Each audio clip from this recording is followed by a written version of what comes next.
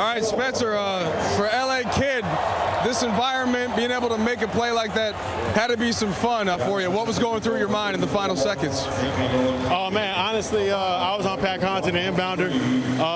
Dale did a great job kind of talking from the bench on what their play might be. We wanted to get Dame going right because the step back to the left is lethal, and they just tried to play as good a defense as possible. That play specifically, though, being able to get your hand on the ball, not fouling after D'Lo did what he did on the other end, just the emotional swings of that fourth quarter to be able to make the play. How's it feel? Feels amazing. I mean, obviously we're in a playoff hunt right now. We know every win matters. So just trying to step up, especially in the start without Bron. And my role here is very utility, very defensive oriented. And so to be able to make that type of play, in my role is fun.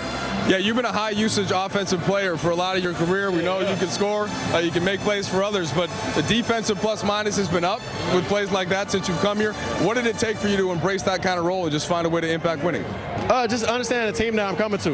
We already had a set in stone team. I wasn't traded. I came in to fit a little role. Welcome to LA, my boy! I ain't gonna lie, scoring the ball is fun, high usage offense is fun, but you got to be able to adapt, and we're trying to win a championship, so I got to play the role that I'm given. Last one for you. D'Lo just came over and said hello, said welcome to LA. What did you see from him tonight? Oh, man, he's a big-time offensive guy. When he gets it hot, especially from three, he's one of the most unstoppable offensive forces in the league. He's playing a lot of confidence and feels really comfortable right now. It's nice to see. All right, go enjoy, man. Thank you, boss. Dan left. It's going to be a good day. Can't not, Dave? No, Dave, you're good. Austin, in your time here, you've been a part of moments like this and creative moments, whether it's hitting a shot late or making a play, playoffs included. When you're watching it happen for Russell to hit that shot or to do what he did in the fourth or Dinwiddie to make that block, how are you relating to what that feels like as a player, and what did you think of tonight's action? Man, in those moments, it's pure joy, regardless if it's me, like you said, D'Lo. I remember when Bron made the layup in the Memphis series. I think it was Game 4. I jokingly afterwards, not really jokingly, told him that was one of my most joyful moments. I had nothing to do. I was just standing out there. But same thing with tonight. Just seeing D'Lo take over the game. I constantly kept telling him in timeouts, take us home. I could see the way that he was, presenting himself and the way that he was playing, the feel that he had, always the confidence that he plays with. It was one of those games where, AD in the fourth quarter was playing through, some, uncomfort in his left arm, and D'Lo just stepped up and won us the game. And then obviously with Spence with that defensive possession, it's a really, really hard task to keep Dame in front of you, let alone to block his shot. Not many people do that. So, big time play. Just to get this out of the way, it looked like when you tried to take the charge, Giannis caught you in the shoulder with an elbow. If that what it is, and how's it feel right now? Yeah, sore. Couldn't really move it after that, but get some treatment and see how I feel tomorrow. So D'Lo gets 21 points in the fourth quarter, and as you mentioned, you were pretty limited, but what were you seeing from him? What were you trying to do to aid to that, and how huge was it? D'Lo was being D'Lo. Took over the game for us. Obviously, like you said, I was just limited and, couldn't even really raise my left shoulder. So just trying to be a decoy screening and, using as much as my shoulder as I could on the defensive end. Knowing that D'Lo, Rui AR, can handle on the other end. So, but yeah, he got in the rhythm, and there was no doubt that we were going to him. You're somebody that's ended games with defensive plays. Spencer does that tonight and get the ISO on Lillard, sticks with him. What did you see of that play? Yeah, moved his feet, knowing the tendency of, Dame, gonna go right to kind of the side step back, and he just played it well. It was great defense from Spence. Just assume that's something that you particularly appreciate, just given your leanings on the defensive end, for a guy coming in here trying to find a way to make an impact. Yeah, I mean, Spence always been able to play some defense and, wanted the challenge. Till he had Dame, and like I said, it was just an isolation, which is tough, especially in a game guarding someone like that. So, knowing the tendencies and making him, take a tough shot, good contest, got his hand on the ball, and it was a scrap after that. So, it was fun to watch. Does the inconsistency of your guys' group make sense to you? Like, have you figured it out? What stems from it? And I don't know. Do you feel that there's a chance to move past that for this final stretch? We're going to have to. I think our goal was just to come out. I mean, I think we had fun tonight. Just playing for each other, playing the right way. No matter who scored, we were able to talk to each other. I think early in the third, D'Lo come down and shoot a air ball three, and I told him, right there, "No, D'Lo, that's a bad shot." Right on the court. So it's like when you're able to have dialogue like that, knowing that everyone wants to win, it's easier to just play the game the right way and play for each other. And like I said, we were having fun. Taking the challenge off. It's just a phenomenal team. Been, I think, number one in defense over the last 10. And, to come out and, get this win, especially without Brown, it was okay. Appreciate you. So, we've been able to, like I say, share the ball. Guys make plays, and it was a big win for us. Hey, you guys, it was tight, but you had the lead from really early in the second quarter till about 3.5 minutes left. What did you think of this team's resolve tonight after the Bucks scored, took that lead? Dame had the 4-point play, and you guys, that's kind of when you guys really turned it up. You got to defend. We've been in that situation multiple times this year, having the lead and then letting teams come back. So we've been in that situation before, and I think those times before kind of, helped us tonight. Obviously, D'Lo with his shot making, but on the defensive end, I think, like I said, I think we were just locked in and in tune with each other, where we were able to get stops when we needed them. What was it like navigating the shoulder injury in the fourth quarter in terms of just like rebounds, defense? Yeah, I mean, it was just some plays that I know that I'll make. It's a couple offensive rebounds I think I could have got, but I just shoulder just wasn't allowing me to. Even the layup with Spence, just I wasn't trying to use an excuse. Try to continue to go out there and just do what I can to help the team win. Just knowing my presence on both ends of the floor is impactful. So, I just wasn't going to let the shoulder, especially in a game like this, where we have a chance to win, come out and let my shoulder affect how I play. Darvin said that he talks about the playoffs having already started for you guys and the importance of needing to get out of a 2-win play-in situation versus a 1-win. What are the conversations like within the locker room about that? We had a conversation after the SAC game. We let that one get away. I mean, we won all the quarters except the second quarter, and that's what the game has turned for us. So, tonight just coming out and just playing, as hard as we can, leaving everything on the floor. Knowing that we have a lot of tough opponents coming up. I mean, we have Minnesota Sunday, we got SAC again, Milwaukee again, so Golden State, so we have a lot of teams that, that is really good in the East. It's going to be a tough matchup for us, and, a good matchup for us. And then we also got teams in the West that we're playing that's doing the same thing that we're doing. So each one is important, and we make sure that we try to address it before every game, just to have the mentality of coming out and being in a must-win situation. Thank you.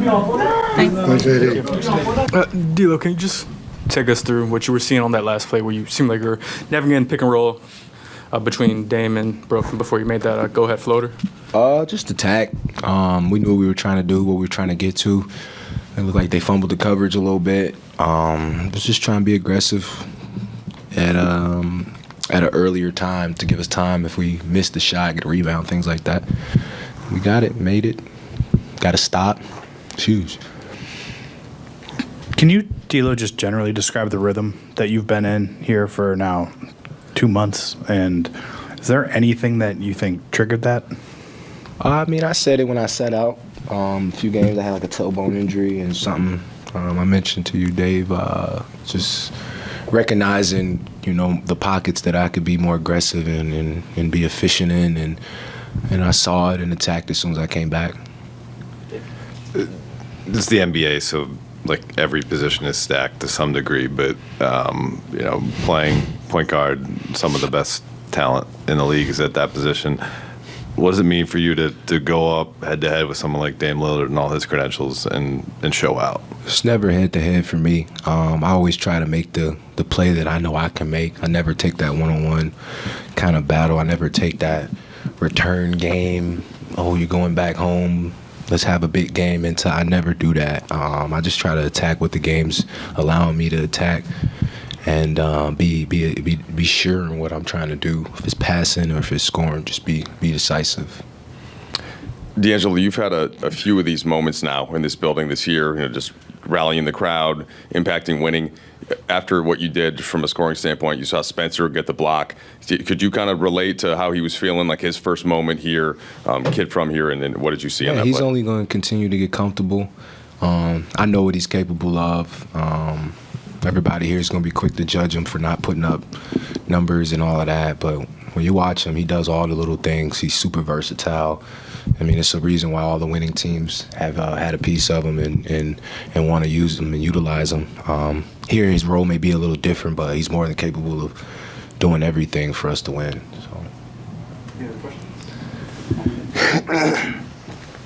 D'Lo, we've talked about it a lot since really December, just the way you were able to handle the rumors and stuff like that. Have you always been the kind of person who sort of defined your own value as a player, didn't need others to, I guess, validate it? I mean, yeah, with my craft, with my talent on the floor, I've always felt like I was capable of doing things. Getting hot makes a little more exciting throughout a game. Off the floor, obviously, y'all know what I've been through. Public humiliation has done nothing but molded me into the killer that y'all see today. And I never lack confidence. I never fear confrontation. I want all the smoke. I want to talk about it. Let's high IQ players. Let's get in the room and talk about it. I just feel confident in what I bring to the basketball game. If it's film, if it's watching it, helping young players, I just know what I bring to the table. So whatever room I walk in, I'm confident. Last one. Mm-hmm. Hey, D'Lo. A few more. Jonathan Williams with Views, and celebration of, and great game by the way, but in celebration of International Women's Day, what role has your mom played in your basketball life, and how has she kept you anchored in your basketball journey? Yeah, Reaves, my boy. What time we playing tomorrow? You pick. All right, we'll figure it out. My mom's been my motivation my whole career, to be honest. I know what my mom's been through. Growing up, it was tough for me. I don't really talk about it. I don't really open up about my family and my experiences and things like that. But I know what my mom's been through to help raise me and my brothers, and I know what my dad's been through to help raise me and my brothers. So it's National Women's Day, but every day is that. My family and the women that are in my circle for sure. Yep. D'Lo, obviously big shot to ice the game tonight. You've had a few as a Laker. So obviously the ice in my veins moment and the one against the Wolves. Where does this one rank tonight against some of those past shots? This game or shots? The floater. I just think that was, you hit a three, it's a little more exciting. With the time on the clock, it was still a lot of game left, a lot of opportunity for them to win. So I don't like the ice in my veins and we lose. I don't like to waste it. So I like to do it when I know the game's sealed. That's why y'all haven't really seen me doing it. We celebrate the shot with that move, but you don't see me just doing that after we get a stop or something or hit a shot. Like I like to kind of seal the game. How much more significant is it that you guys got the win? And then also, what would be kind of just your message to Laker fans? Because I saw you kind of really interacting tonight with the crowd and getting it going. I think it's huge for us to get this win. Obviously, the standings are close and tight and all that, but as a group, we're trying to get healthy, and that's the hardest thing for us. So for us to scrape wins with the groups that we have out there, not a lot of chemistry with some of those units, but we figure it out, and everybody's stepping up, making plays. For the Laker fans, I know how they are in this arena. I know, they're ready to explode at any moment. They go through hell to get here every day and be as loud as they can be and cheer for us through good games or bad games. I know what I know what it takes. So anytime I kind of feel that momentum, I like to get them going. If I can get a little crowd pump, wave it, whatever, interact with fans after the games, giving out shoes. We got a Q&A coming up right now after. So I'm a man of the people. I enjoy the fans, and they support me. So, yep. Darvin, Russell had 21 points in the fourth quarter, I think out of the 26 or 27. What did you see in him, and what were the types of sets that you wanted to get to, and how much was he able to do to execute within those? Just targeting. We have a set point rub. Basically, we're doing a lot of it out of horns. There's a lot of different varieties. The guys did a good job of mixing up things where he hit AR on the back door. One time, AR pop. One time we went over the top of the secondary screener. But that's D-Lo, man. Just playmaking, constantly thinking the game. He kept his word when I told him to take over the game. I told him in the first half, stay aggressive. I need you to be aggressive all night. And he did that. And the communication was at such a high level, man. Just everybody communicating, all the guys that played, everybody that, maybe didn't play, guys that are on the inactive list, everybody just engaged. The energy on the bench was supreme. And so that's a hell of a ball club over there. Championship caliber team through and through. And it was great to get this bounce back win against a team like that after what happened here on Wednesday. Dinwiddie's been a creator, a high-usage guy for a lot of his career. He said he's come here and really tried to embrace a role. Would that be typified by that last play there on Liberty? Absolutely. Him, Cam, all those guys had a tough matchup, trying to guard Dame, trying to guard Giannis, and, they got shooters everywhere. And so to be able to stay the course, Rui, struggling a little bit offensively, makes a huge three-point shot for us. AD, tweaks his shoulder, whatever, and he just pushes through. It was phenomenal. Great team win. D'Lo put you in a position, I think, to go up 5 with 4.5 minutes to go or somewhere around there. The Bucks stormed back to take the lead. Just a week ago, we saw Denver. You're kind of in that moment, and then Denver pushes ahead. Like, what character did you guys show in that moment? I just think guys continuing to have a next play mentality. Not be befuddled by what happened and how did they score, and you have to be aware. But if you overly concern yourself with that type of deal, it could bleed into the next possession. So we recalibrated and went to see how we can attack them on our offensive end and try to get, chew away at the lead that once they took it over. So it's just guys staying focused, man. I told them we got to avoid all the frustration. We need to focus. Like when things face adversity, you can't belabor the problem. You just got to, again, buckle down, focus, refocus, whatever you have to do, and concentrate on how you can, as long as there's time on the clock, there's an opportunity to correct things. Darvin, you mentioned AD's shoulder. Do you know what happened to it, and is that something he's being evaluated for? I think he's got bumped, somebody fighting through a screen or something like that. He's being looked at, so we'll see. We'll have an update tomorrow at some point. Darvin, kind of a bigger picture look at what happened tonight. If you think back to D'Lo struggling in December, really when trade rumors first started to percolate, I guess his name was out there a lot. And have you, as someone who's been around this league a long time, have you ever seen someone handle it the way that he's somehow turned his season completely around, in the new year and seemed totally unfazed by all of it. He's been through that. You know what I mean? He and I had conversations. I won't go into detail, but he and I had conversations about that very thing. And, I don't call it unfortunate, but it's just a reality of our business. His name is being thrown around because he has value and he's worth something. Other teams see that. He's an all-star player. And so you're going to have all type of things being thrown around and, from secret sources or whatever the case may be. But we know, we extended him for a reason. We wanted him to be a part of what we're doing here, the core group that we brought back. And, until that day comes and goes and you see that, everyone is really being honest and true with you, you're going to have that stuff in the air and you just try to manage it the best you can, remain professional.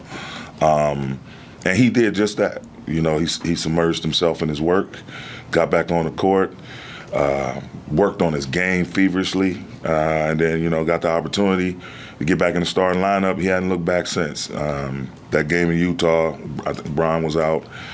He dropped 39, and he's just been balling, man. And his leadership has come through, his dialogue that he's having with everybody, the way he's seeing the game, he's making winning plays. I mean, he's been unbelievable. And I told him in OKC when I took him out of the lineup, he and I talked, and we sat down and have our one-on-ones, and I just can't express enough of how I enjoy coaching the kid. We asked about this a couple of games ago. You talk about the limbo rate. I think Dave asked you about it just from game to game. How do you guys keep that, mentality from game to game, not letting a game like last game affect you guys tonight? You just got to move on. I told the team before we had our pregame walkthrough, before we got into Milwaukee, we know what happened here last game, and we'll get into that as we move toward that team. We get to see them again. That's the beautiful thing about this league. You constantly get new opportunities to correct yourself and be on the right side of things. So once I said that, it's a hell of a team. We know we got to be on our P's and Q's, and we went through the game plan, walked out on the floor, did some defensive stuff, did some offensive stuff. Guys were ready to go.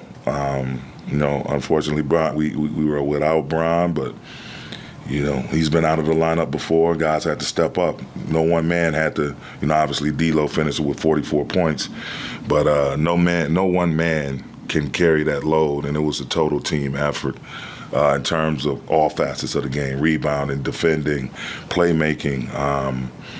And obviously, D'Lo shouldered the load from a scoring standpoint. We had guys make big shots in big moments. TP, coming off the bench, giving us a little bit of a shot in the arm with his scoring, and guys just stayed engaged, stayed focused. Darvin, as you look at this bounce-back game, as you termed it, against a championship-caliber team, and then you look at the next couple of games you have against the Timberwolves, going up to Sacramento, back here against Golden State, how do you talk to the guys with players coming in and out of the lineup about this stretch that you're in right now, and do you view this at all as the playoffs, or at least a push for it, has started with the seeding race being where it's at right now and you all in the play-in as it stands? Absolutely. I mean, we've already been saying that the playoffs already started in terms of us trying to secure a spot or not subject ourselves to two play-in games. And you look, it's a dual effect because you look down the road. We can do this as coaches, but we also have to stay focused in the moment and tackle everything that's directly in front of us from the games that are coming up. We look past this game, we get smacked. We look past Sunday, we're going to get smacked. We look past when we go to SAC, we're going to get smacked. We got to just tackle and pour into each and every game. Again, that's right in front of us. And so the guys know that message. Whether a guy's going out of the lineup, coming back in the lineup, they know that message. They understand that. And that's just the way it has to be. Coach, congrats on the win. Obviously, you touched on this with Dinwiddie, but tough defensive assignments all night long. Focus-wise, what did you see out of the team defensively to get a few of those really big stops in the last 60 seconds? Just the activity, the communication, guys knowing, what we're doing. Everyone, coaches talking to players, players talking to coaches. making sure we got the right lineup out there, our defensive lineup, make sure we secure rebounds and do just the little things, just do your work early.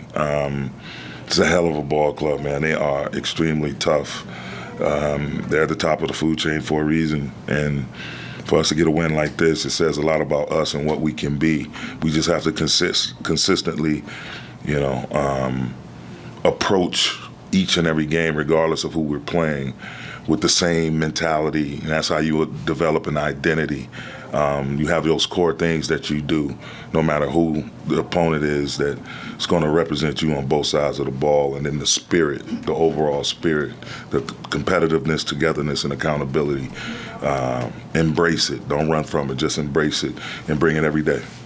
Thanks, Coach. Thank you.